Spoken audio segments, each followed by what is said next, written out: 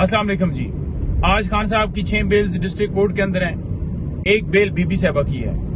1 साल से ये बेल्स लटकाई गई हैं। क्या कहा गया? कभी कहा गया कि जज साहब छुट्टी पर हैं, कभी कहा गया कि नेट की सहूलत अवेलेबल नहीं है अडाला जेल में, कभी कहा गया कि हम प्रोडक्शन ऑर्डर जारी करते हैं और जब अदालत वो करती है वो भी नहीं इम्प्लीमेंट किया जाता, और वीडियो लिंक के जरिए पेश करने का हुक्म देती है वो भी नहीं किया जाता। तो मुसलसल 1 साल हो गया इन बेल्स को डिसाइड नहीं किया जा रहा। मकसद क्या है? मकसद सिर्फ और सिर्फ ये है कि अगर खान साहब की बरीयत होती है किसी और केस में या दीगर केसेस खत्म हो जाते हैं तो फिर इन केसेस में बेल्स जो हैं वो खारिज करके तो गिरफ्तारी डाली जा सके, इसी तरह बीबी साहबा की डाली जा सके। अच्छा, बात यह है कि जहां तक इन मुकदमात की बात है तो इसमें कुछ 9 मई वाले हैं। एक तोशा खाना जेली रसीदों के हवाले से खान साहब और बीबी साहबा के ऊपर मुकदमा बनाया गया।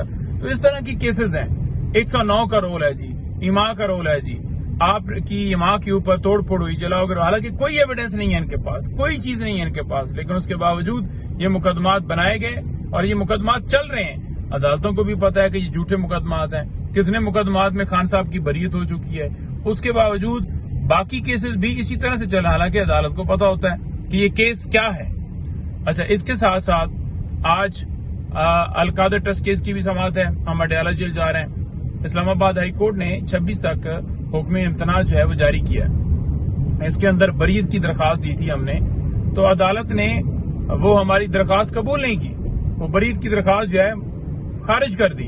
हमने सदा की कि जहां तक जितनी एविडेंस हो गई है, तो अगर ये केस कंक्लूड भी होता है तो केस सजा नहीं होगी, लेकिन वो बरीयत की दरखास्त खारिज कर दी गई। हम इस्लामाबाद हाई कोर्ट में गए तो इस्लामाबाद हाई कोर्ट ने मुतलका कोर्ट से, यानी जो एहतसाब अदालत है, उससे रिकॉर्ड भी तलब कर लिया है और इस्लामाबाद हाई कोर्ट ने हुक्म इम्तना भी जारी किया, क्योंकि जब केस ही चलने के काबिल नहीं है तो फिर केस कैसे चल सकता है। तो अदालत ने डेफिनेटली देखना है कि अगर केस जो है उसके अंदर सजा नहीं होती तो फिर ये केस आगे प्रोसीड नहीं करना चाहिए। तो यही हमारा नुक्ता है।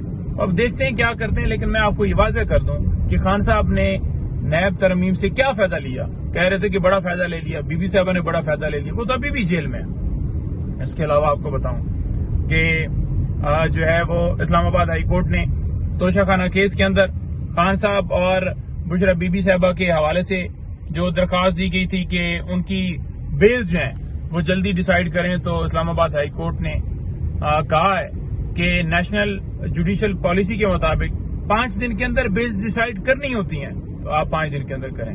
लिहाजा अब देखते हैं क्या अदालत करती है। 5 दिन का हुक्म दिया गया है, लेकिन जहां तक बात है खान साहब की रिहाई की, तो खान साहब के ऊपर अभी 9 मई के केसेस हैं, लेकिन बुशरा बीबी साहबा के ऊपर, यानी कि अगर इस मुकदमे तोशाखाना से बेल होती भी है तो बुशरा बीबी साहबा जो है वो सिर्फ एक तोशाखाना केस में है।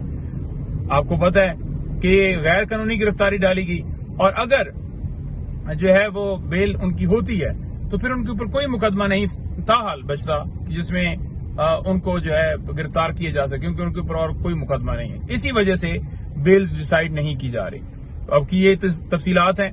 खान साहब से मैं मिलने जा रहा हूँ, अडयाला जेल में समाअत है, फिर निकल कर आपको अपडेट दूंगा। बहुत शुक्रिया।